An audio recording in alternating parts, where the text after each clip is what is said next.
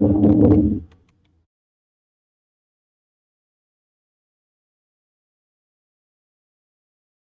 hope everything is visible now.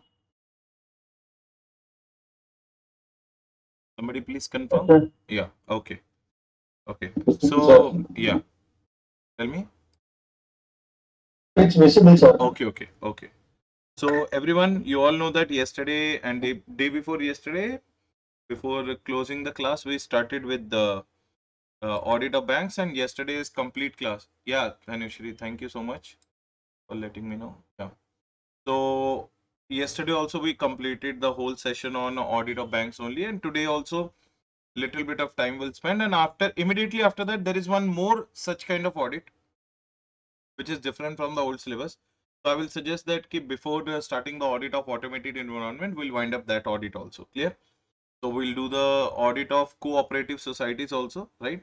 And before anything else, we'll wind up that audit also. So that audit is also not applicable for you, Komal. And in case you still want, you can continue. No issues at all. Okay.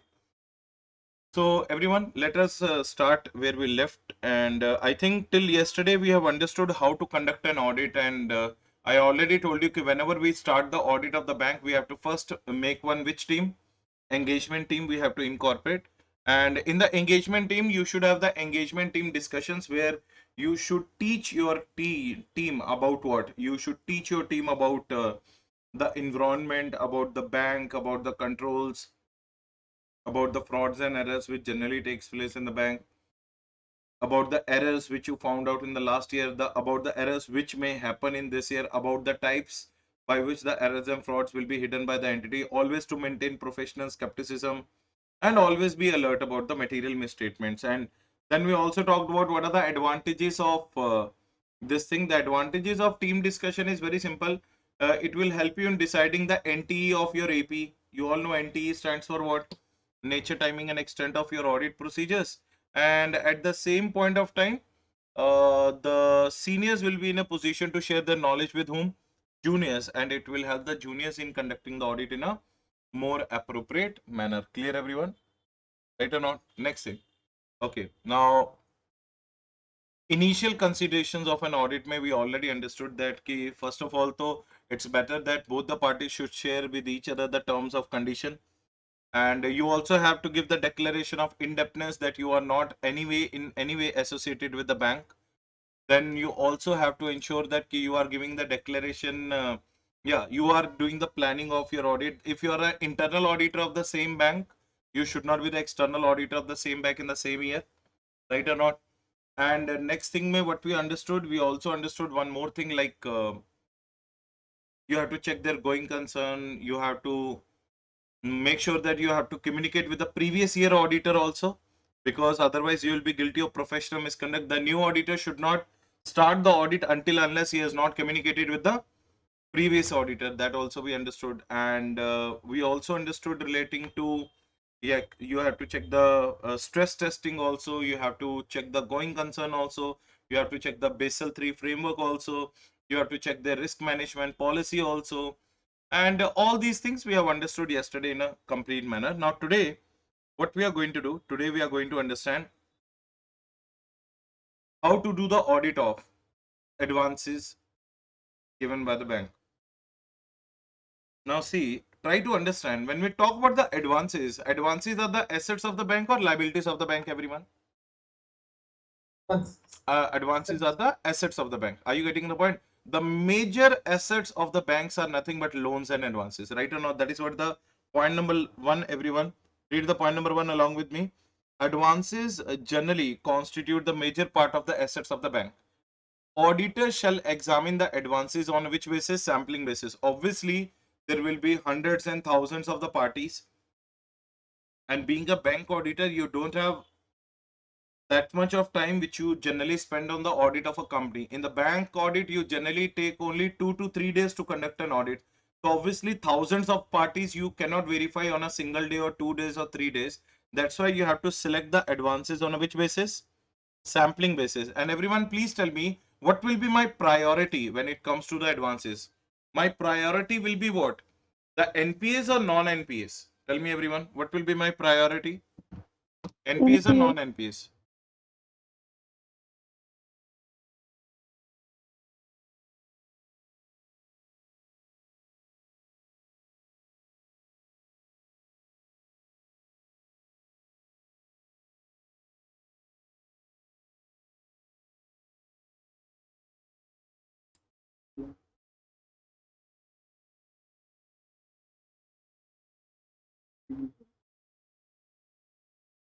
Is the screen visible right now, everyone?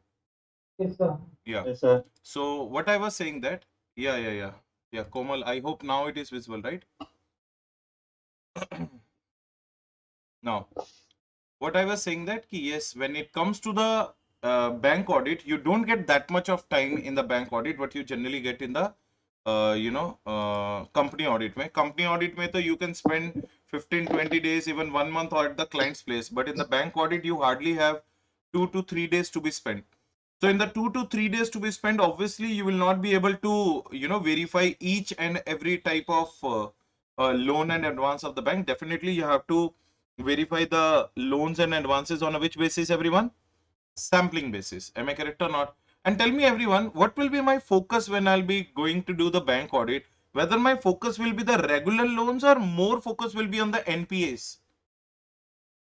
NPS. NPAs. What do you mean by NPA, everyone? Non-performing assets. Am I Asset. correct or not? So my more focus will be on those. Instead of other banks, my more focus will be on the NPAs. Now, question is, what the RBI says that which loans so definitely you have to verify. According to RBI guidelines, an advance will be considered as a large advance if either of the two conditions are satisfied. Either the advance is of 2 crores or 5% of the total advances, whichever is what? Less. Are you understanding what the RBI is saying? RBI is saying that that advance, so you definitely have to check, which is either 2 crores or 5% of the total advances, whichever is what? Less. Did you get the point or not? So say for example, total advances of the bank are 20 crores. Tell me, everyone, what is a 5% of 20 crores? 5% of the 20 crore is what? 1 crore. So 1 crore or 2 crore, whichever is less? 1 crore. 1 crore. So that every advance 1 crore or more will be treated as a large advance. That advance, so definitely you have to verify. Did you understand the RBI guideline when it comes to advances?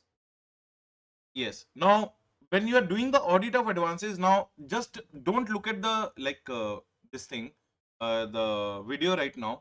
Just try to understand and tell me, when you will verify the advances given by the banks, what are the things you would like to verify? How you will verify the advances?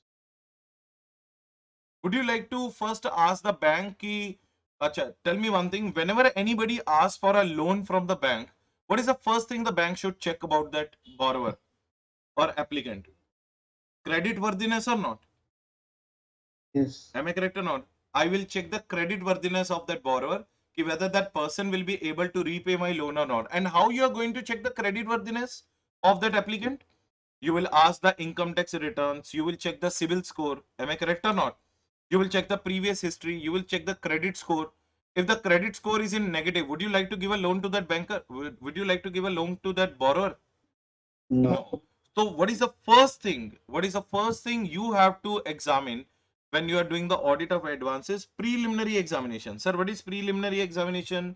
Before making an advance, the bank is expected to satisfy itself with the credit worthiness of the borrowers and ensure that necessary documents are filed. Are you getting the point? Tell me one thing, what kind of documents you would like to take from the borrowers? PAN card, Aadhaar card, photographs, signatures, income tax returns, CIBIL score. Are you getting the point or not? So KYC also you should have done. So you will do the KYC of your borrower, and at the same point of time you are going to check what? Credit worthiness of the borrower. Now I will ask these questions to the banker, whether did you do that or not. If yes, show me those documents. That is the first thing you are going to do when you're doing the audit of advances. Second thing, now tell me, when the banker is giving a loan to somebody, what is the expected thing in return the banker should have? Security. Am I correct or not? If the banker is giving any loan to somebody, banker will give a loan without security or with security? With security. Then the banker, then you will ask, whether the proper securities have been given to the bank or not, if it shall, is it in the name of the bank or not, is the sufficient margin must have been applied or not, security papers must be properly secured or not. Now tell me one thing, if you are taking a home loan, where the original papers of the home loan will be kept?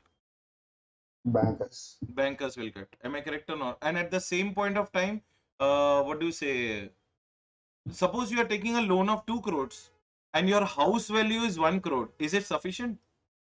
No. No. So it should be banker also will keep the margin or not. If you are taking a 2 crores a loan, at least 3 crores worth of security you have to pay to the bank. Am I correct or not? Yes. Yes. So and the security should be in the name of the bank till the time your loan is not fully repaid. Are you understanding each and every step I am saying? Yes or no? Yes. Now, and you already know the formula of the drawing power, everyone. Yesterday I told you what is the formula of drawing power. While doing the stock audit, do we calculate the drawing power or not? Yes, sir. Yes. What was the formula? Debtors plus stock minus creditors minus margin. That is known as your drawing power, and that should be within the limit, or it should be more than the limit, or it should be less than the limit. Within the limit. It should be more than the limit. If your drawing power is more, if your drawing power is more, then only the banker will give you the loan or not. Yes. Yes, your drawing power should be more. It means you have the more power to draw the more money. Are you getting the point? Because your debtors and stocks are more than what is the loan you have taken. Then only the bank will give you the loan. So in case of drawing power, it should be verified that the monthly statement of stock, its value must be updated with the bank and ensure that the drawing power shall not exceed beyond the sanction limit. Sorry, it is written wrongly here. The drawing power must exceed beyond the which limit? Sanction limit. Are you getting the point or not? Now, this is what the things you have to understand in this audit of loans, everyone. So, everyone, please tell me what is the first thing you will check when you are doing the audit of advances for your bank? Point number one, I will ask the bank, did you check the credit worthiness of the borrower? Did you take the KYC documents of the borrower? Whether the borrower given you the proper security or not? Is the security in the name of the bank or not? Whether the papers of the security are enough or not? Whether the papers are kept in the safe custody or not? And if it is a case of drawing power, then whether the monthly stock statement is being filed or not, whether the value of the stock is enough or not, whether the drawing power is properly calculated or not, and obviously you have to check whether the RBI guidelines have been followed or not. So these are the various things you need to do when you are doing the audit of advances of the bank, everyone. And which advances? So definitely you have to verify 2 crores, 4 or 5%. 5% of the 5% of total advance. total advances, whichever is less, right or not? Sir, Yes. sir, drawing power shall not exceed beyond the sanction limit. It is correct only, no? If a bank's allowed to 1 crore rupees. Uh, Okay. Now try to understand. Now, what is the formula of drawing power? Debtors. Yes. Stocks plus debtors minus creditors. And after that, minus what? Margin. Margin. That is called drawing power. Now tell me one thing. If my debtors are 16 crores and my stock is 10 crores and my creditors are 6 crores, what is the answer? 20 crores. 20 crores. And my margin is 20%. 20 crores minus 20% comes to how much? 16 crore. 16 crore. And my loan is 10 crores. Now tell me, what is my drawing power? 16 crores. Loan amount is 10 crores. Loan amount is what? 10 crores. But tell me one thing, do I have the enough drawing power to have a loan of 10 crores or not? Yes. Nice. Now tell me what I did, the thing is correct or incorrect? How much I draw from the bank? It should be more than the loan amount. That's it. It should be more than the loan amount. Acha, tell me one thing. If it is coming 9 crores, then what if it is 9 crores? 9 crores only drawing power. So what? How much you are getting a loan then? 10 crore. Now, what is the amount of security the banker is having? 9 crores. And your loan amount is 10 crore. Now tell me, sufficient security or insufficient? insufficient. That's what I'm trying to tell you. Correct or not? Oh. Did you understand the point? Even after reducing creditors, even after reducing margin, still you have that much of stock available and debtors available कि you can easily repay the loan at any point of time. Am I correct or not? Yes. Yes, that is what I tried to do that. Clear or not? Understood? Yes. Now, at the same point of time, if the banks are giving the loan, do they have to follow the RBI guidelines or not? Yes. So this is how we do the audit of advances of the bank, everyone. I hope everyone understood the concept. If anyone is having a confusion still, please let me know. I will immediately remove the confusion. Don't worry. Sir, Yes. the margin is Margin is? calculated on incident, sir. Margin is all depend upon ki bank wants to be on the very safer side actually. Bank does not want ki neck to neck security should be given, because the debtors and stock are those kind of current assets which keeps on changing their character. Am I correct or not? Tell me one thing. Raw material will always remain raw material, or it will change to WIP? WIP will change into finished goods. Finished goods will change into sales. Sales will change into debtors. Debtors will give the cash. Again, from the cash will buy the raw material. So whether the current assets keep on changing their character or not. Yes, sir. So in the case of current assets given as a security, banker keeps the larger margin, because you never know when the stock value may go down in the market. Are you getting the point or not? So I'm not considering total of your debtors and stock only. I'm considering your debtor and stock, and first of all, the reducing your creditors also, because that is your payments or that is your receivables. Creditors are my payments. So you have debtors, you have stock minus your payments. It means this is the net current assets you have. In that also, I will put some margin. After that, I will be satisfied if it is more than the loan amount. Did you get the point or not? Yes, sir. So The margin is fixed by the bank. margin, keeps on changing as per the RBI guidelines. So depends Sometimes, upon the bank. sometimes 10% margin, sometimes 15% margin, sometimes 20% margin, sometimes 30% margins also. Sir, are the auditors allowed to visit the borrower's place in case of any doubt? No, no, no. You can't go to the borrower's place. That is not allowed. But yes, like PCR and NCR, you can get the confirmation order. You can get the confirmation letter also from them. Did you understand, Komal, what I'm saying? You are not allowed to visit them. Obviously, no one will be allowing you to visit them. Yes, on some of the borrowers where you are getting a 200% doubt that yes, bank is doing some fraud in terms of this loan, you can ask that borrower to come to the branch to understand the whole picture. Clear or not? But you are not allowed to visit that. Clear? Okay. Anyone is having any kind of doubt? No, sir. Okay, then we can proceed. Okay. Now, what is the next audit, everyone? Next audit is all about what?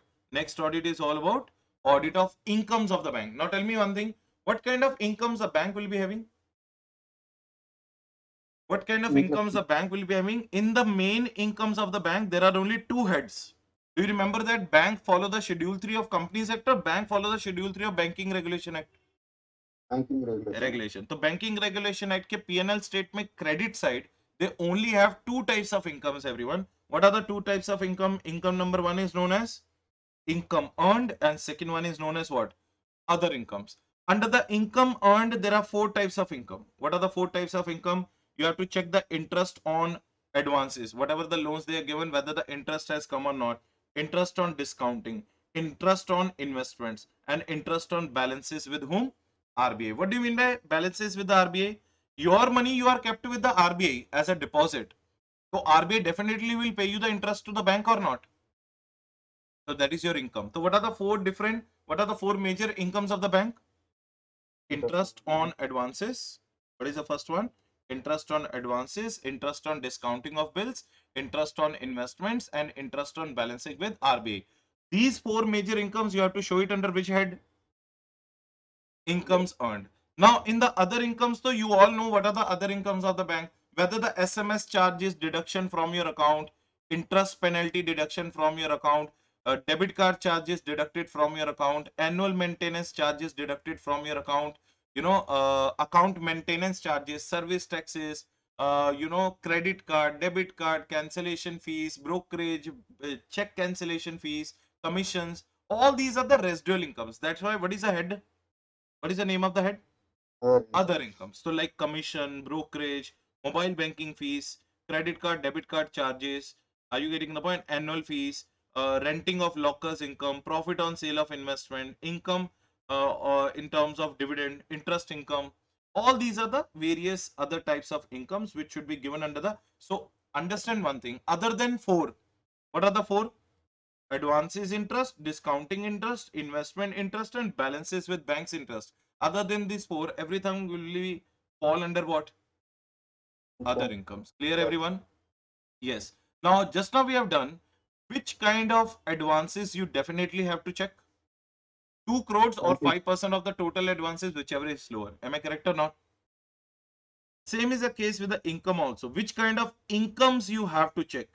1% of the total incomes of the bank or 1% of the total net profit before taxes of the bank, whichever is lower. Did you all understand the point? So which kind of incomes you definitely have to check, everyone? 1% of the total incomes of the bank. It will be compared with 1% of the total net profits of the bank, whichever is lower. That incomes definitely you have to check. Did you get the point or not? And while doing the audit of incomes, the auditor is generally concerned with obtaining reasonable assurance that incomes are properly recorded, properly related to the bank, and related to the relevant period. So what are the three major concerns, everyone? My three major concerns are properly recorded. What is my first major concerns? Incomes are properly recorded, properly recovered, related to bank, and related to which period, everyone? Relevant period. So this is the major four concerns when you are doing the audit of the incomes. And which incomes? So definitely you have to check 1% of the total incomes of the bank or 1% of the total net profits before taxes, whichever is what? Lower. Now, following is the income recognition criteria you all have to understand. Do you remember, everyone, NPAs? Can anybody tell me when do you call something an NPA? 90 days. 90 days. You all are, you always concentrate, that is the problem with the student community. You always concentrate on limit, but you never concentrate on whether I told you more than 90 days or more than equals to 90 days. More than 90 So days. then when I am asking you what is the time, you have to tell like this, more than 90 days. Are you understanding what I'm saying? So remember one thing, more than, less than, more than equals to, less than equal to, these are your biggest enemies. You never lose the marks in 90, 20, 30, 40. You always lose the marks in the examination. It will not strike whether it was 90 days or it was more than 90 days or less than 90 days. Clear or not? So what is your answer, everyone? When do we call something a NPA? More than 90 More days. than 90 days. If it is overdue or out of order for more than 90 days. But in case of long season crop loan,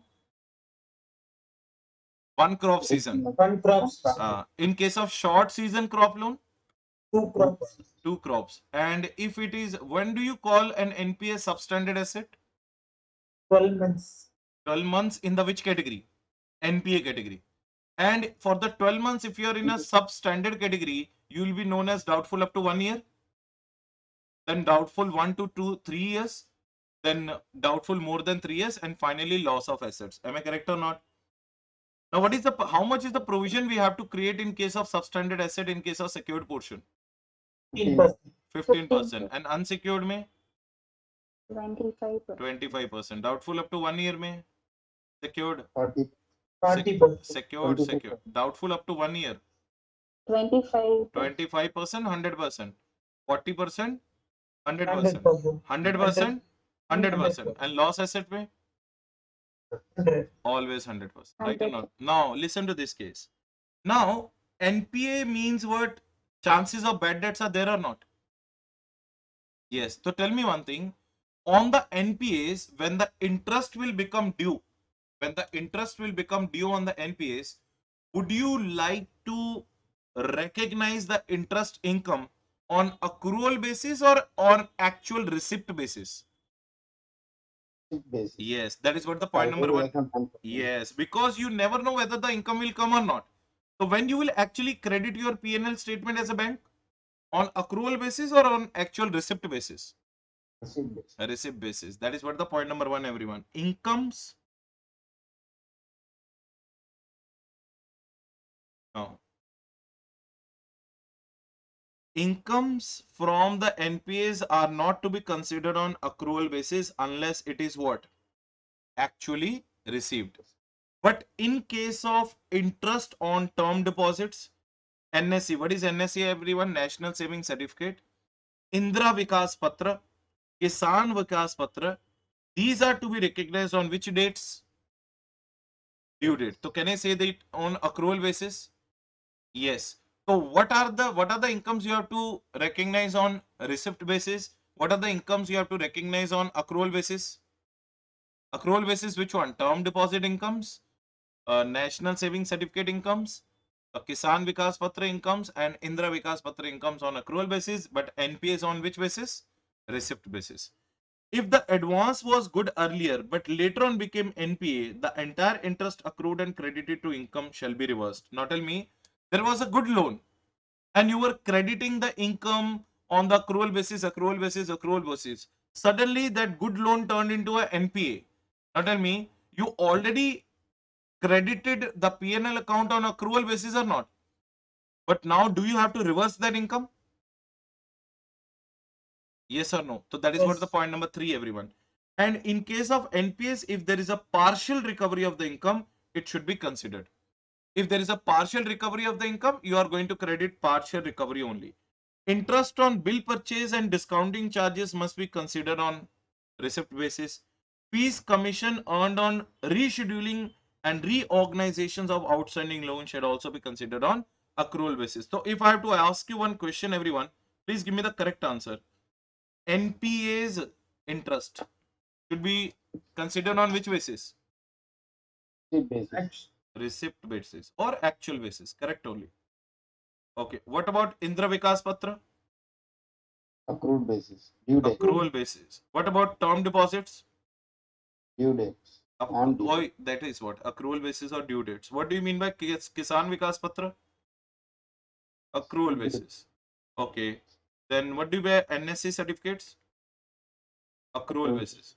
What about rescheduling and reorganizing of loans? Receipt Accrual basis. basis. No. Yeah. Just now we have done now. See the last line. Read the second point from the above. Fees and commission earned on rescheduling and reorganization of outstanding loan shall be considered on which basis? Accrual basis. Accrual basis. Okay. Next one. Partial recovery shall be considered or shall not be recovered? Partial Consider. recovery in case of NPAs will be considered on which basis? Receipt basis. Receipt basis. And if it was a good loan, but later on changed to NPAs, then it should be Yes. reversed. Are you getting the point or not? And bill discounting income, or that we calculate obviously on the upfront only, because first you deduct your discounting charges, then only you accept the bill or not as a banker. So that is Yes. again on receipt basis. And these are the various rules, small rules which you all have to learn. Clear, everyone? Any doubt or no doubt? Okay, no doubt. Okay, now audit of income is also over and audit of advances is also over. Now we are going to learn how to do the audit of what? Expenditures of the bank. Now tell me, what are the two heads I told you in the audit of incomes? Income earned and other incomes. Am I correct or not? Income earned and other incomes. Likewise, in the Schedule 3 of Banking Regulation Act, on the debit side of the P&L also, you have the three type of expenditures. Can you read the three headings, everyone? The first heading is what? Operating expenditures. Second heading is what? Interest expenditure. Third heading is what? Provisions and contingencies. Contingencies. Clear or not? Now, what do you mean by operating expenditures? Operating expenditures are those expenditures which are daily, day-to-day basis in the business line of activity which you spend or not, which you do, which you incur on sometimes basis or daily basis in the operations of the activity. Daily basis, right or not? Payment to and provisions for employees, rents, taxes and lightning, printing and stationery, advertisement and publicity, depreciation on bank's property, directors' fees, allowances and expenditures, auditors' fees and expenditures, law charges, postage, telegram and others. Are you getting the point? These all come under which category, everyone? Operating expenditure. And what do you mean by operating expenditures? Which are on the daily basis you have to incur. Like, depreciation, law, postage, telegram, printing, stationery, advertisement, publicity, depreciation, rent, taxes, lightning, power, fuel. All these are your operating expenditures. But what are your major expenditures? Do you receive the interest on deposits or you pay the interest on deposits as a bank? Either. So that is your expenditure. So interest on deposits. What are the two types of deposits, everyone? The two types of deposits are what? It can be FD or RD. What is RD? Recurring deposits. FD stands for fixed deposits. And when you take the loan from the RBI, do you receive the interest or you pay the interest? Pay the interest. Pay the interest. And when you have taken the borrowings from the other banks, then also you pay the interbank borrowings. Are you getting the point? And others. These all come under your which expenditure? Interest expenditure. And what comes under provisions and contingencies? What do you mean by provisions and contingencies? Which are certain or uncertain? Uncertain. So definitely you have to at least provide the provisions for the same. Yes. So what is the first one? Provision for NPAs, provision for taxation, provision for contingencies, provision for decrease in the value of what? Investment. And you all know, as per AS 13, we call it as impairment cost. Am I correct or not? Yes. So tell me, everyone, what are the three types of expenditures you have to do the audit for when you're doing the audit of banks? Operating expenditures, interest expenditures, provisions and contingencies. Under the operating, what kind of 7-8 expenditures, if you can remember?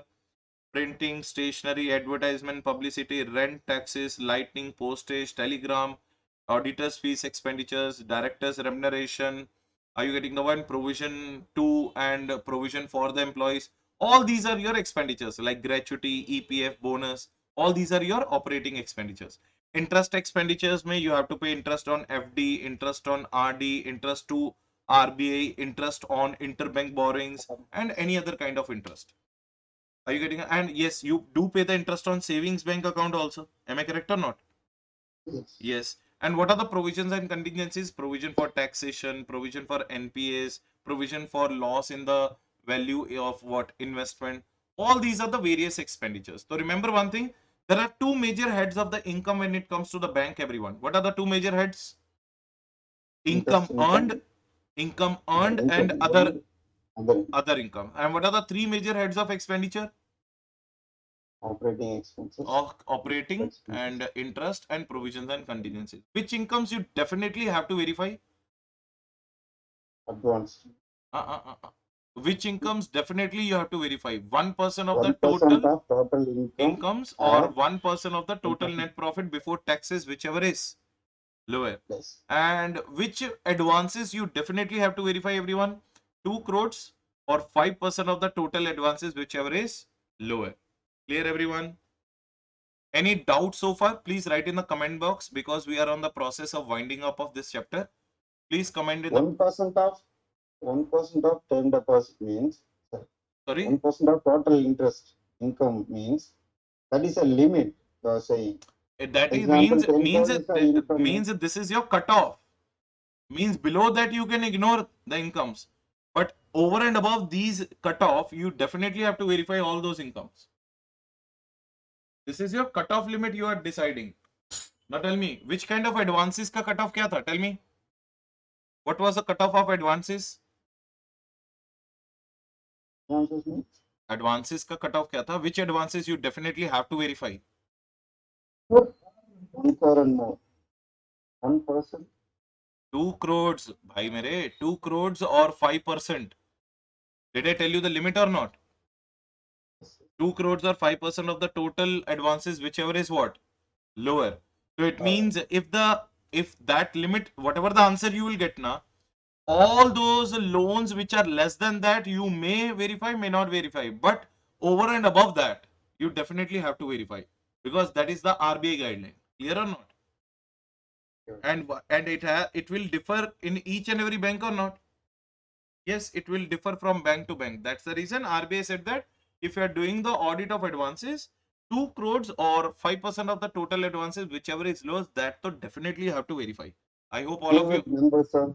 Sorry. Example with numbers. Say for example, the total loans With of the numbers. bank are 18 crores. Total loans of the banks are 18 crores. Now calculate the 5% of 18 crores. 90 lakhs.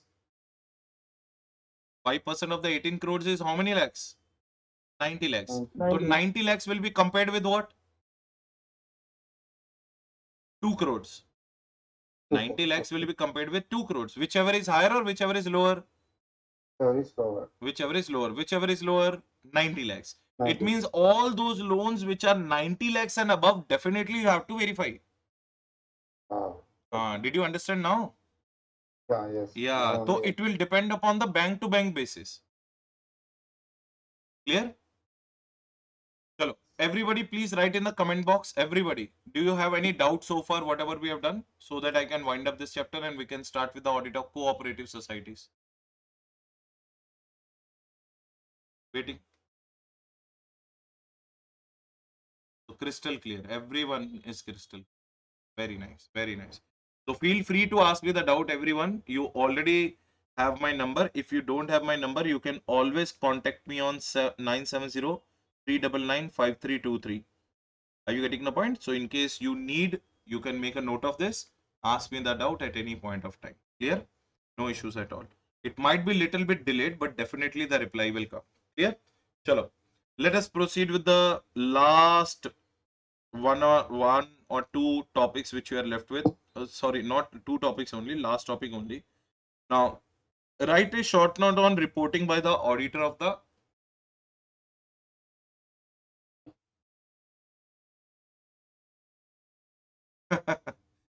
what is this? One article chip doubt, sir. Can ATM balance show in paise? Yes, it can show in paise also. Like 8,433 rupees 59 paisa, like that you are asking, right? Yes, because why it comes in paise? Because of the interest which the bank gives. Are you getting the point or not? Sometimes, the interest may not come actually into the rupees. Sometimes it may come into the paise. So yes, it does show. Clear? Okay. Now, everyone write a short note on reporting by the auditor of the bank. It's a very simple topic, guys. Very simple thing. Now, generally, when we do the audit of a company, do we write in our company audit also that whether I have received all the information and explanation or not? Do we give that thing in our auditor's report or not? If you remember, I told you section number 143 subsection 3. There I told you that the auditor is saying that whether information and explanation received is satisfactory or not. Same thing we have to write in our report when we are giving the report of the bank also. So in case of nationalized banks auditor's report, auditor shall report to the central government in the following manner. What are the three things should be appearing in my report? Point number one, whether the information and explanations received from the bank are satisfactory or not, whether the balance sheet or P&L are giving true and fair view or not, and whether the transaction carried out by the bank is within their powers or not. It means in the point number 3, we are telling to the central bank, yes, bank has acted within its scope only. Bank did not do anything outside its scope. Everyone write CC if you all understood the three things. So point number 1 may be writing whether the information and explanation received from the bank is satisfactory or not. Point number 2 may be writing whether balance sheet and P&L has given the correct, true and fair view or not. And point number 3 may whether the bank has acted within its powers or not. Next one. Point number 4 may whether the returns received from the officers and branches were adequate or not. So these are the four things, everyone. These are the four things, everyone, you have to mention in your report. Now quickly write in the comment box what are the four things you all understood or not. Did you all understand? Point number 1. What are the four things, everyone? Writing for you. Information and explanation wala point. Point number 2 is relating to P&L and balance sheet wala point. Point number 3 is relating to scope of banker. And point number 4 mein the auditor is saying that whether the returns received or branches reports received were adequate or not. Did you all understand? Waiting for your reply so that I can find up. Yes. Okay. Great. Chalo. Report on SBI audit is also made to the central government and almost identical to the National Bank audit report. So either you are reporting for the nationalized bank or you are reporting it for the SBI. The reporting format will remain same, everyone. Okay. Now you all know that ki yes, Caro is applicable to banking companies or Caro is not applicable to banking companies. Not applicable to. Remember one thing, if they will ask you this question, whether the bank auditor has to report or whether the Caro is applicable directly, your answer should be no. So auditor in the report will declare the following. Now tell me, either you are doing the bank audit or company audit, you always have to maintain standards on auditing or not? Either you are doing the bank audit or you are doing the company audit. Standards on auditing, so you always have to maintain. Am I correct, everyone? So that is what point number 1 may we are saying. Yes, I have followed standards on auditing. In the point number 2, I'm saying that all the matters relating to section number 143 means what? Whatever my duties were there under section 143 is nothing but called duties. Whatever my duties as an auditor were there, I have completely and satisfactorily given all my duties in that. Next point number 3 में Caro 2016 is not applicable to the banking company. And remember, you have to mention that specially in your report. You have to mention that why I am not reporting Caro 2016, because Caro 2016 is not applicable to the banking company. And we also shall declare that information relating to unaudited branches advances, their interest income and their interest expenditure has also been reported. Are you getting the point? And very important point, everyone. What is important in that? Remember one thing. Do you know that generally under section 143 subsection 12 we report the fraud? Here also auditor is going to report the fraud to the RBI, but when he is reporting the fraud to the RBI, when he is reporting the, yes, normally Komal we report it to the central government, but here I am talking about when we are reporting the fraud to the RBI in this case, as it is the paragraph which is written in front of you in the inverted commas, as it is the same paragraph you have to write in the examination. This is a little bit of hard work you all have to do.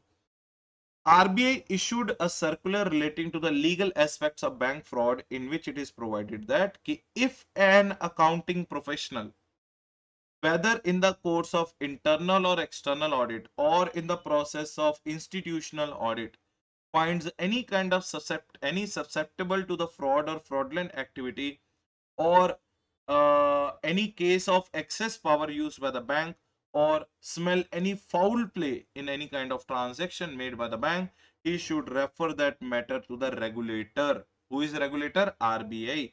And any deliberate failure, agar auditor fail hua to, if the auditor will fail in reporting that to RBI on, and remember one thing, your failure should be deliberate, means intentionally you did not report, then in that case auditor will be liable for action. Did you all understand this paragraph which is written in front of you?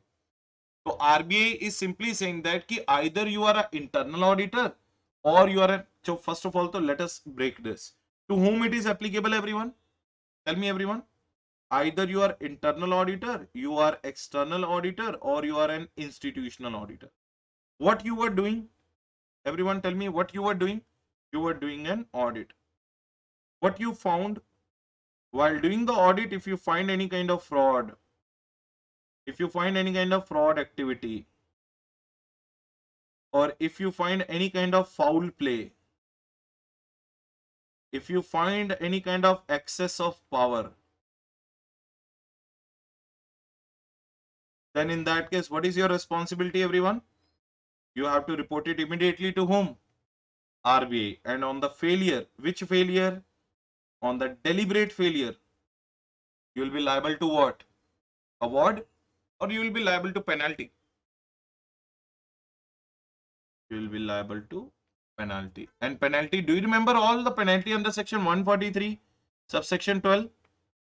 What was the penalty under section 143, subsection 12? If you do not report the fraud properly. Minimum 1 lakh, maximum how many lakhs? 2% of the Hey, 25 lakhs. 143, subsection 12. That was different. What you are talking about is that is different kind of. Okay, everyone. With that, our audit of banks is over. Please write for the last time in the comment box. If you have any kind of doubt, then write the word called doubt. If no doubt, write the word ND in your comment box so that I can start with the audit of cooperative societies right now. Waiting. Okay.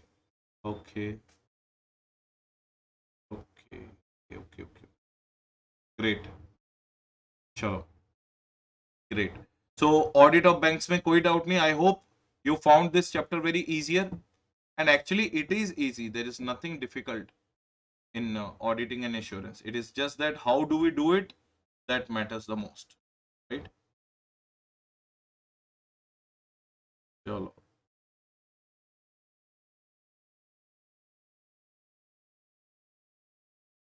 Yeah, doubt. Komal, please ask, unmute yourself. Don't ask in the comment box. We have section 147 of penalty, right? Under that, we wrote on auditor penalty if violates section 143, minimum 25,000, maximum 5 lakh, or 4 times of remuneration. When is that applicable and when is this penalty applicable, sir? 143 subsection 12 में तो special penalty has been given ना if you fail to do the duty to report. It means obviously under 147 we are not going to cover 143 subsection 12. Okay, Because only that subsection. yeah, because special penalty always overlaps the general penalty. Okay. 127 penalizes you when you're violating 143. That is a general penalty. Am I correct? But 143 subsection 12 is specially penaltying you कि in case you have failed to report the fraud. Are you getting the point? Yes. So which one is a special one? 143.12. So that will overlap or prevail over what? General one. Did you understand the point? That is a rule of what do you say? Law. Yeah, that is one of the thing you might have read in interpretation of statutes chapter, right or not? Adjustum generis. ऐसा करके था ना? Adjustum generis. याद तो नहीं है. नहीं. You were not having it because you are from the old syllabus, na? Old syllabus में interpretation of statutes is not there. I think for the new syllabus students, they will agree with me in the interpretation of statutes chapter. In the last May, you had some secondary rules of interpretation there. Adjustum generis, contemporaria, exprotia, generalia. All these Latin words are there. They all must be agreeing with me. You might have done at that point of time. But you didn't do. You will do it in CA final. Okay? Okay, thank you. Chalo. Everyone, are we ready for the audit of cooperative societies? Yes, sir. We are ready. We are waiting for that only. Okay. Chalo. So let me just see where the cooperative society is, and after that we will start. Where is my cooperative society? I think it should be here only. This is audit of banks and audit of cooperative society. Cooperative society. Where are you? चलो अगर नहीं भी मिला तो ICA के material से कर लेंगे और from our material we will do. Yes. चलो let us do it from our material. No issues.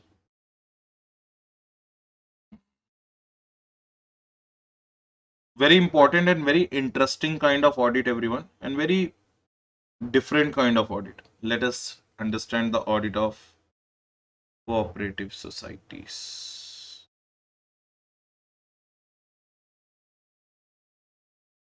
Page number 422. 422. 422. Okay. Thank you. Chalo. Everyone, very different kind of audit. Let us understand it. Just give me 2 minutes. I'll be back and I'll have some water and come back. You also take 5 minutes of break and then we'll start. Okay? Just give me 2 minutes.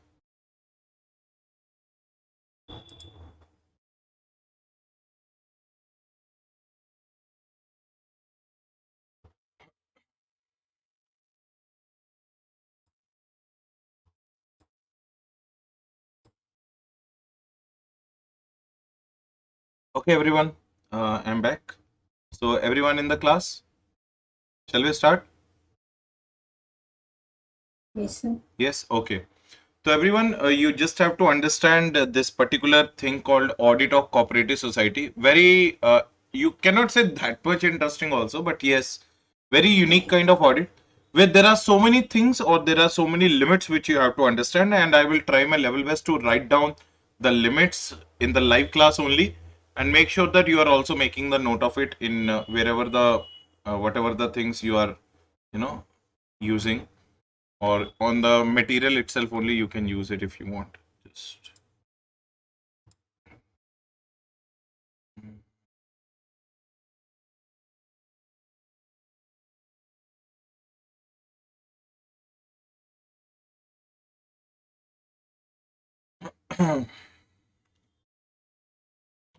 okay.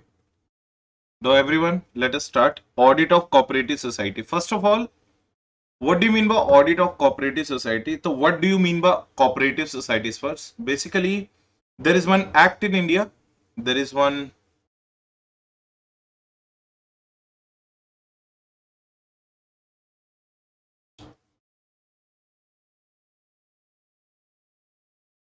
online classes mein these are the troublemaker things which happens.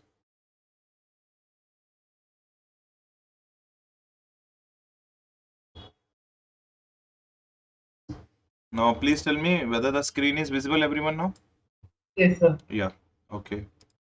Now, what do you mean by cooperative society everyone? Basically cooperative societies are a kind of organizations where mutual cooperation will be the major idea. Mutual cooperation in the sense people will develop a cooperative society, and in this cooperative society people generally will do the like business in a mutual consent basis. Means what?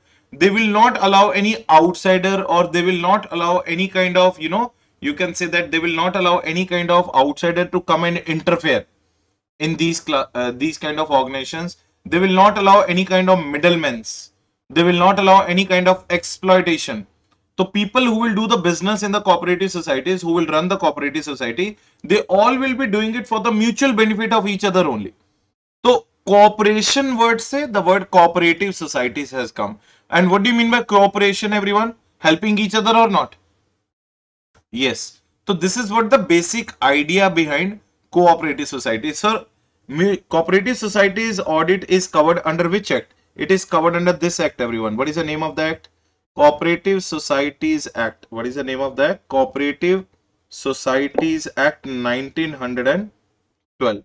So this is what the name of the act. Just remember it, and wherever possible, I will make you underline which are the important things you have to understand when it comes to the Cooperative Society Act. Now, in which states this kind of audit is very popular, and in which states the very much popularity of cooperative societies there? Cooperative societies are very much popular in Maharashtra. They're very much popular in West Bengal and Odisha. Are you getting the point? So these are the three states you always have to remember. It can be the another MCQ question. So I'm telling you what kind of MCQ questions nowadays the ICA can draft. So remember, not even a single thing is irrelevant. Everything is relevant only. Are you getting the point? Cooperative societies are governed by the specific acts, and auditor of the cooperative society should be familiar with the provisions of the act. That's why we learn the Cooperative Society Act, so that we can in future, if any cooperative society audit will come, we should be in a position to do that audit, right? Now, a chartered accountant has to play an important role in the development of cooperative society organization and scientific lines. In the unit, it is proposed to give a few guidelines in the matter of audit of cooperative society. So why? What is the reason we are doing this audit? So that we can understand in the cooperative society audit, what is the direction of doing the audit and what are the things you need to do, what are the things you can ignore. Clear everyone? I hope so far whatever the introduction I have given you all understood. Yes or no? So audit of cooperative society में different kind of rules are there. That rules we have to understand, and I'll make sure that I'll keep on making you underline those rules. Apart from audit, some other professional services could also be rendered by the chartered accountant. It means it is not only the audit which is popular in the cooperative society. You can provide the accounting services also. You can provide the services of accounting system also. You can provide internal audit services also. You can provide management accounting services also. You can provide taxation services also. So basically, what kind of things we generally do in the normal sort of company, same kind of services you can also provide, and these are known as your those other professional services which you can provide to the cooperative society other than your audit. So this can also be the probable question in the MCQ. What are the other services the auditor can provide? Can he provide taxation services? Can he provide GST services? Can he provide internal audit? Or deep option will be all of the above. What will be your answer in that case? All of the above. Are you getting the point or not? The answer will be all of the above. So remember one thing, its audit is little bit similar to the company, but not that much similar. So many changes are also there in the audit, right or not? Now, what are the new things we have to understand in the audit of cooperative society? Point number one, we have to understand audit is required to be done in the cooperative society as per section number 70. Now, the registrar shall auditor to cause to be audited by some person authorized by him by the general or specific order on the behalf of every registered society at least one in a year. Now, everyone, please tell me what is the full form of ROC? Registrar of Companies. So, like that, in the cooperative society, we have ROCS, Registrar of Cooperative Societies. So, remember one thing, members of the cooperative society are not going to appoint you as an auditor. Who is going to appoint you as an auditor, everyone? ROCS will appoint the auditor. That is the first different thing you are going to learn now. Remember one thing, members of cooperative society never appoints the auditor. Who appoints the auditor of the cooperative society? ROCS, Registrar of Cooperative Societies, will appoint the auditor. And yes, it is again a yearly audit. Are you understanding everything? Everyone, please comment one time. Please let me know if I'm audible and visible clearly. Yes. Okay. Yeah. Next thing what we have to understand, in the cooperative society, we do the same audit what we do in the company, like assets, liabilities, income and expenditure. But our major focus, our main focus in the audit of cooperative society is examination of overdue debts, everyone. This is a major focus you have to do, examination of overdue debts. Are you getting the point? So remember, assets, liabilities, income, expenditure, sale and purchase. So normally we have to do the audit, but our major focus will be on what? That is our special area. So you can call it as our special area. What is the special area you have to focus in the audit of cooperative society? Examination of overdue debts. Are you getting the point? Now I already told you, what do you mean by registrar? Tell me, what is the full form of registrar here? The full form of registrar here is Registrar of Cooperative Society, ROCS. Now, who appoints you as an auditor, everyone? ROCS appoints you as an auditor. But is it necessary that the only chartered accountant will do the audit? Answer is no. Practicing CA is qualified to do an audit. That is fine. Along with the practicing CA, anybody who is having a government diploma in cooperative accounts, if you have done a government diploma in cooperative accounts, you are again eligible to be appointed as an auditor of a cooperative society. So if you are a diploma holder, government diploma holder in the cooperative accounts course, then you are as par as with practicing CA. Not only that, if you have done the audit, if you have done the audit of cooperative departments of government, if you have an experience of doing the audit of cooperative departments of the government, then also you are qualified to be the auditor of cooperative society. So don't be under the impression that you only practicing CA can do the audit of cooperative society. Practicing CA is one of the 3 persons who is eligible or qualified to do the audit. So tell me everyone, who are the 3 people who can do the audit of the cooperative society? Practicing CA can do the audit. Government diploma holder also can do the audit, but your government diploma holding should be in which accounts? Cooperative accounts. And second thing, if you have an experience of being the auditor of cooperative departments of the government, then also, so remember, cooperative departments of the government auditor or government diploma holder in cooperative accounts, or you are a practicing CA. Either of these 3 things, either of these 3 people are qualified to be the auditor of what? Cooperative society. Everyone, please keep on writing yes or no. Did you understand all that? You can't say, Komal, any kind of particular business done by the cooperative society, but whatever the business they will do it for the mutual help. Means they will not allow any outsider to interfere. Are you getting the point? They do the business for each other's help only. Clear, everyone? So please write yes or no if you all understood whatever the topics we have done so far, because we are done with the page number 1 of cooperative society. Yes or no? It is not necessary to as for banking company. Sorry? It formed. It's not necessary to form like the banking company. I didn't get you. What you are trying to ask? Okay, I will ask you. No. Try, no issue, sir. We are not in the examination hall, and there is no point of fading away because you are paying the damn money to me, and I have It is every not responsibility. it is not like the banking company. It Corporate, is you are dependent saying on that the business. cooperative society is not like a banking company. It is a Cooperative society mutual can fund, be any kind of business. It is not any kind of necessarily, yeah, any kind of business. It can be a construction business or it can be any kind of business. But what is the idea behind calling them cooperative society? They do not allow any outsider to do the business in their cooperative society. They will only allow the members of the cooperative society to do the business. Basically, they don't want any kind of middlemen. They don't want any kind of explanation from outside. Did you understand now? yes, It's like a family business. Now, say for example, you have a huge family in Coimbatore. Say for example, 40-50 members are there in your family, like your brother's side and your father's brothers, all those things. Big, huge families there. And you have a huge family business. Will you allow any outsider to invest in your business, or you will like your relatives only to invest? it is only. So that is what you don't want any outsiders interference in your business. Same is the case with the cooperative society. So we don't want any kind of middlemen. We don't want any kind of interruption. We don't want any kind of interference from the outsider. That is why it is known as cooperative society. And word cooperative has come from the which word? Cooperation. And what do you mean by cooperation? Sometimes we say, na, please cooperate with me. I'll be little bit late today. Please cooperate with me, like that. Please help me, or please understand that.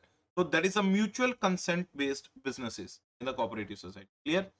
So these are the 3 people who are eligible to do the audit, everyone. I hope everyone is clear with these 3 auditors. Either a practicing CA can do the audit, or a government diploma holder can do the audit, or the auditor of the cooperative departments of government. If you have an experience, you are also eligible to do the audit. Everyone crystal clear?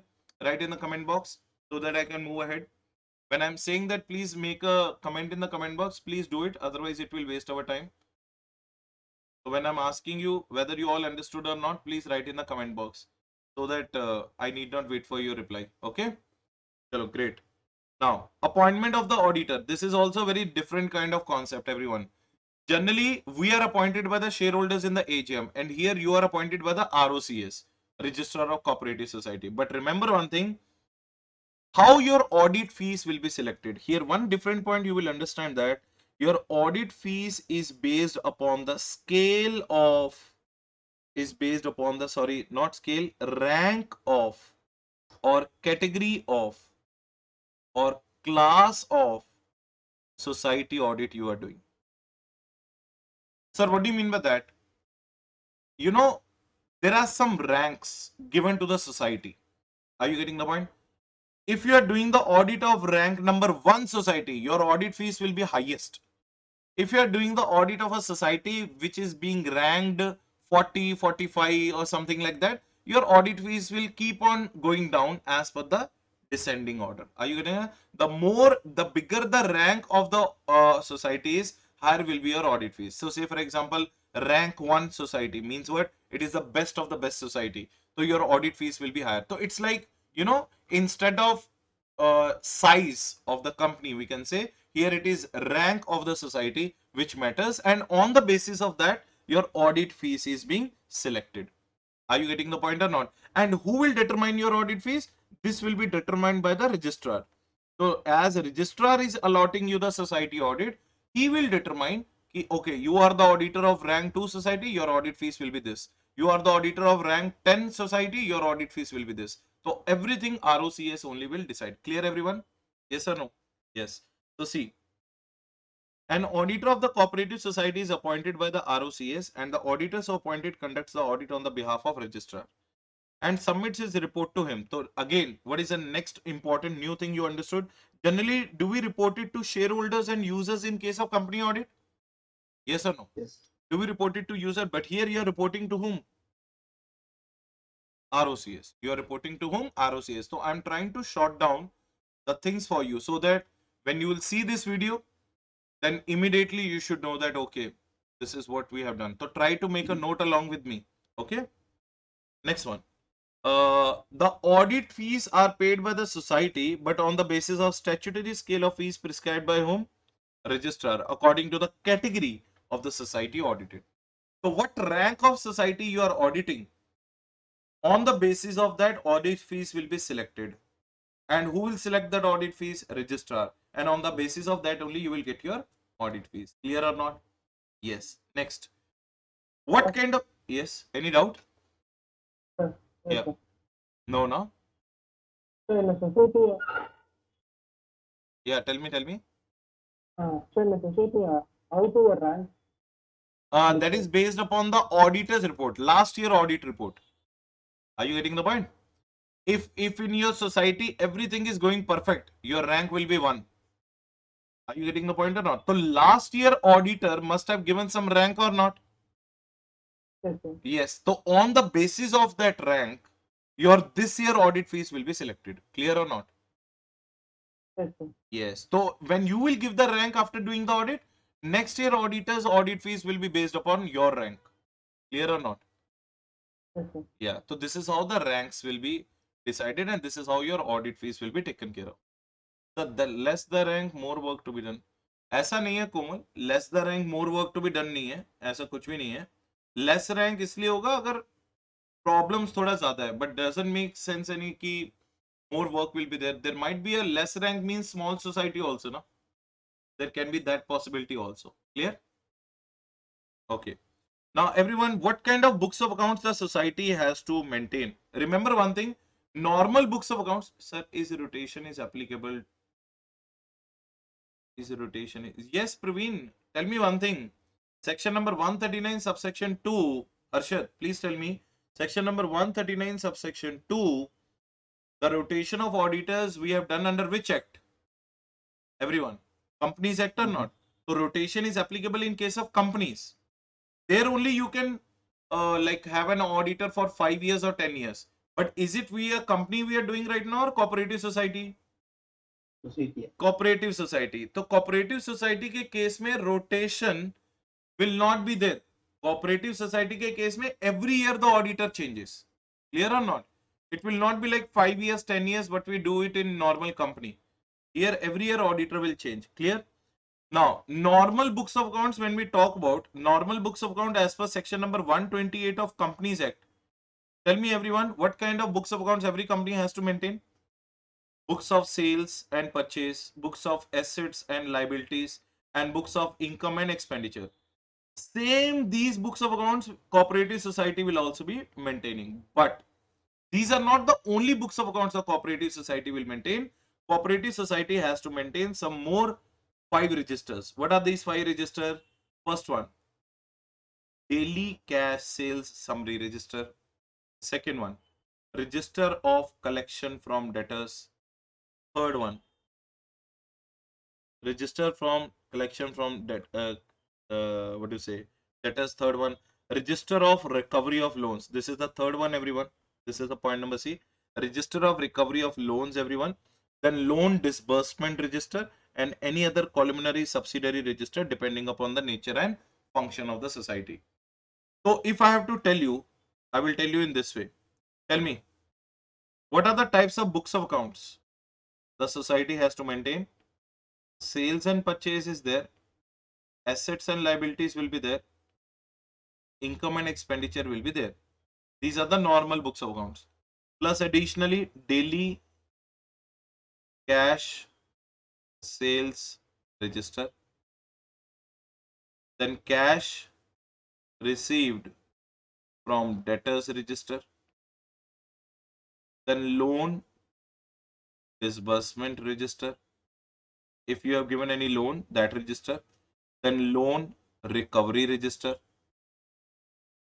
Right or not, everyone? And last but not the least, other subsidiary registers depending upon the nature and function of the society. Everyone write CC if you all understood.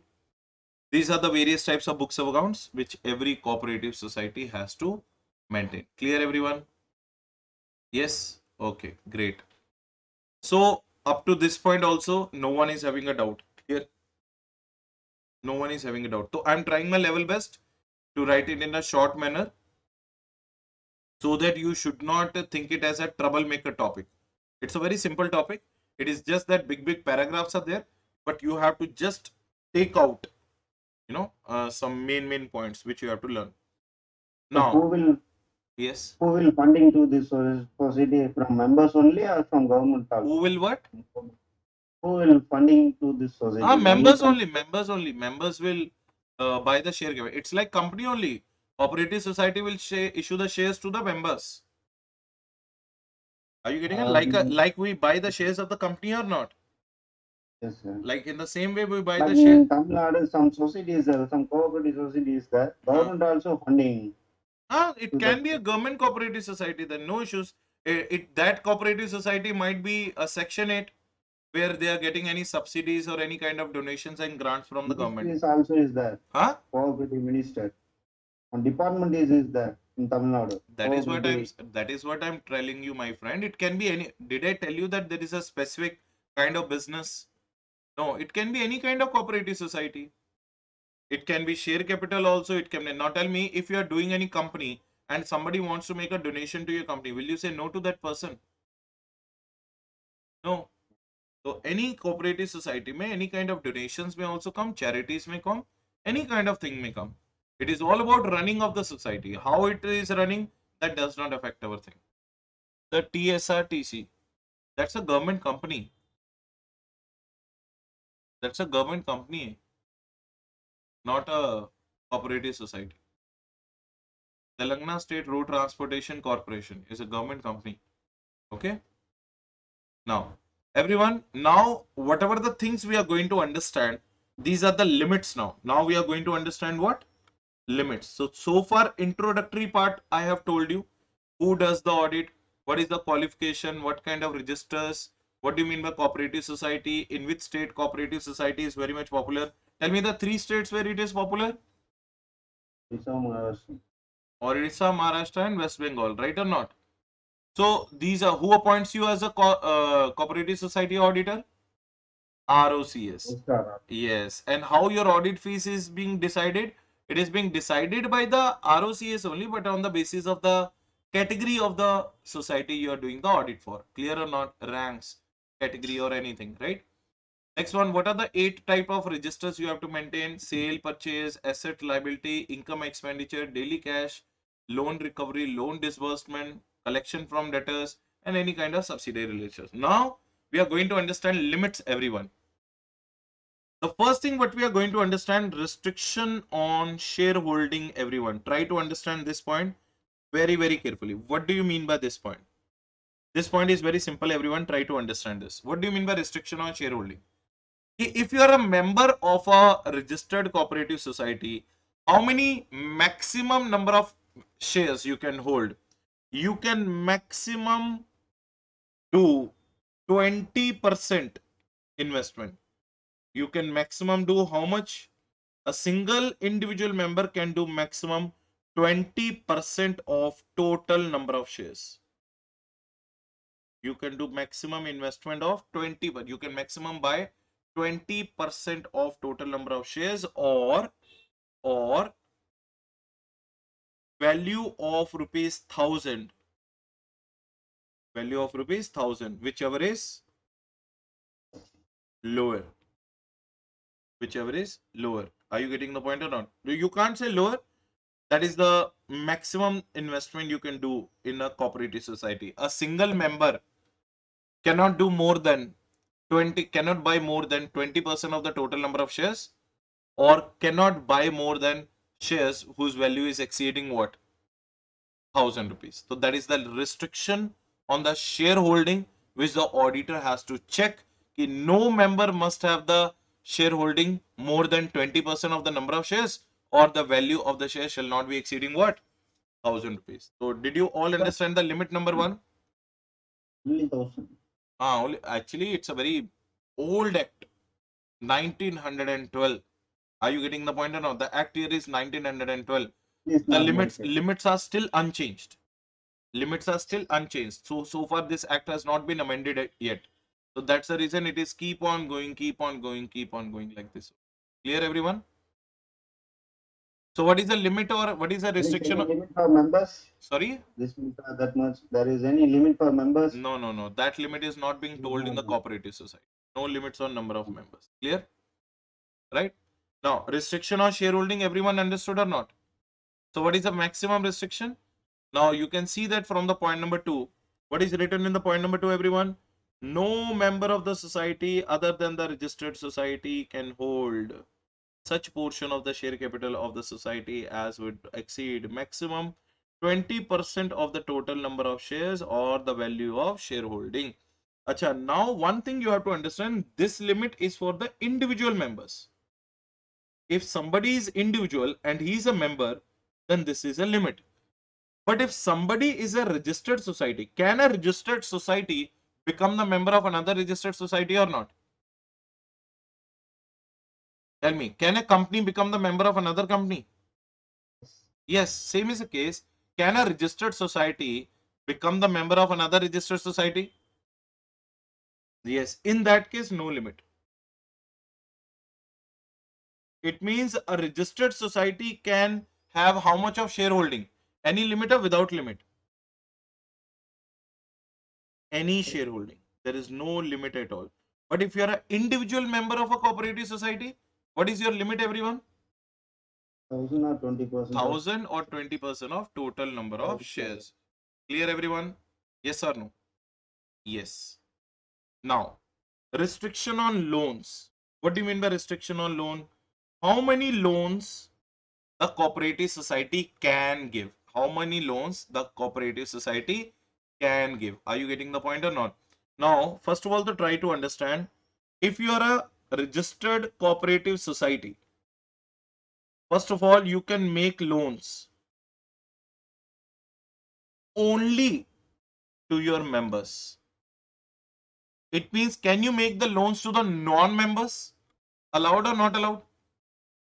Not allowed. But if a non-member is another registered society, if a non-member is what? If there is a non-member who wants a loan from you, and who is that non-member, individual or another registered society? First of all, try to understand. You are only allowed to make the loans to whom? Members. Members. Can you make the loans to the non-members? No. No. If individual is a non-member, can you make a loan? No. No. But if the non-member is a which society? And they want the loan from you, then you can take the permission from ROCS. You take the permission from whom? ROCS. If the ROCS permits you, you can give the loan to the non-member, but that non-member has to be a what? Registered. If individual non-member is asking you the loan?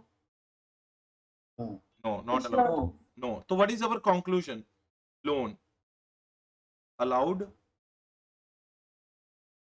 not allowed? Must be member of any. Tell me everyone. What should I write in the not allowed?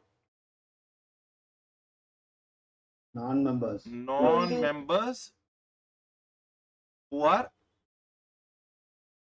individuals. And to whom it is allowed? Members. Members. And non-members also, Non-members, but it should be a which society? Registered With the prior approval of ROs. ROCs. ROCs. Crystal clear, everyone? Everyone understood this concept? Yes or no? That's why I try to tell you that in the paragraphs, sometimes, you know, what will happen in the paragraphs, it will be very difficult for us to understand. But when we understand the same concept in the form of what? Chart based. Now tell me, are these charts looking better to you or not? Yes. Yes. So this is what do you mean by registered society topic. Clear or not? अभी तक हमने क्या लिया? Restriction on shareholding we understood. Restriction on loan we understood. Now we are going to talk about the restriction on what? Borrowings. We are going to talk about restriction on what? Borrowings. It means now cooperative society is giving the loan or taking the loan? Huh? Cooperative Taking. society is giving the loan or taking the loan? Are you getting the point? Now, yeah, taking the loan. Are you getting the point? Now, Cooperative Society Act says that. What does the Act says? No restriction. Take the loan from your members. Take the loan from your non-members. Restriction or no restriction, everyone? No restriction. But if you want to take the loan, make sure that you're following your what? Bylaws. You just have to follow your what? Bylaws. Everyone, please tell me, do you know MOA and AOA? What do you mean by MOA and AOA? These are MOA and AOA are nothing but called the rules and regulations of the company within which the company should operate or not? Yes or no? Yes. So remember one thing. In case of cooperative society, we do not call it as MOA and AOA. We call it as what? Bylaws. Are you getting the point? So you want to take the loan? Take. No restriction. It means, can I say that you can take the loan from the members? Yes. Can you take the loan from the non-members also? Yes. Yes. Any restriction or no restriction? No restriction. But take it within your what? Bylaws. Make sure that you are following your what? Bylaws. Everyone crystal clear? Yes or no? Yes. Okay. Then we'll do one thing, guys. Remaining will continue on Monday now. Tomorrow I don't have any class. And tomorrow, I think they have already informed you. Tomorrow, my no class is scheduled. So Sunday being a off for me, have some family obligations to take care of. So Monday directly we are going to meet. And please let me know Monday. Do you have any class in morning? It's accounts class. Accounts class is a same timing, right? Yes, sir. Okay. Monday. But Okay, you are we'll do- asking me. You are asking leave, huh? Yes. You are taking leave on that day. No. We are asking. What is on Monday? Any festival is there now on Monday? 6th is the election, sir. 6th. Monday 6th, huh? Tuesday, sir. Tuesday elections, na? Acha, you are asking a holiday on that day too, Raja sir? Yes. Okay. But it will not Then happen we'll or do. not. So, do you have holidays in your office on that day? Yes, sir. Yes, sir. Monday you are not going to office, everyone. Tuesday, sir. Tuesday, sir. Okay. Then do one thing, guys. Let's do on Monday. Then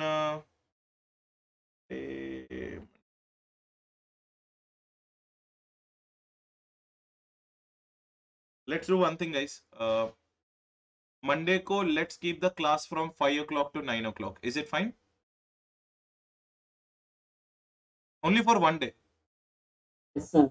Yeah. So then it is done. Is it fine to all of you? If anybody is having any kind of problem, please let me know. I'll keep the normal time only. I'm not in any kind of hurry because our portion will be smoothly completed by 15th. No worries at all. So I wanted to just keep on Monday, because if you are not going to office, then we can keep it on Monday like this. Tell me everyone. No problem at all. Monday, if I'll keep it from 5 to, so we'll be going to office. Shall we start by 6? Okay then. Let's keep it from 6 then. Deva, is it fine with you? 6 to 9? Yes, sir. Yeah, 6 to 9. In between 15-20 minutes of break I'll give. Don't worry. Okay. Yeah, tomorrow no class, Komal. Tomorrow no class. So tomorrow everyone, no class is there. Let's meet on Monday at 6 o'clock. Okay. And let me know. Okay, sir. Let me know in the morning if sir has any reschedule the class or cancel the class. Let me know. Then we'll take the morning session also. Okay. If sir will reschedule or something like that, let me know. Okay. So bye bye everyone. Good night to all of you. Take care. Thank Bye. you, sir. Yeah, Thank pleasure. you, Yeah. sir. We'll continue this on Monday. Bye. Good night.